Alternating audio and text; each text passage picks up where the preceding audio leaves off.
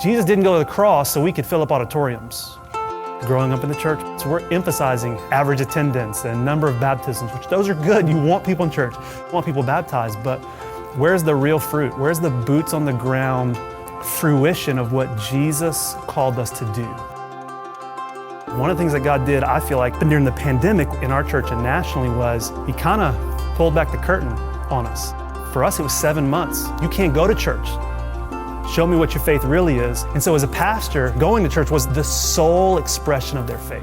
Well, I felt responsible. Like, man, I'm their pastor. I need to prepare them for the next thing because our faith is so much more than just attending church. Program church is great. It has a role and a function. But we knew that it was ultimately insufficient for what God was calling us to do and leading them to really what Christ ultimately called them to, which is discipleship. There is an urgency for us to become disciple makers as believers, which means we are not responsible for everyone who comes into the kingdom of God, but we are responsible for equipping others to be able to do that so that we can, in fact, not just add to the kingdom, but multiply. Once you start to see it, everything kind of shifts towards that being the greater purpose and the greater goal. And so our staff got really, including myself, got really excited about not just reaching masses in the short term, but reaching people in a powerful way that would, in the long term, reach even more people, but reach them well.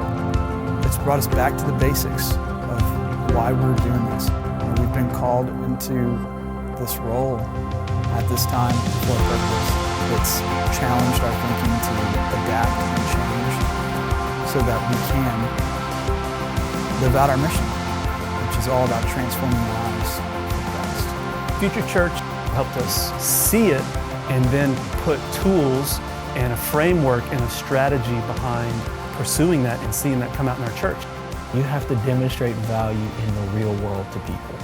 And Future Church helped me to be able to put that into words, but also put it into practice.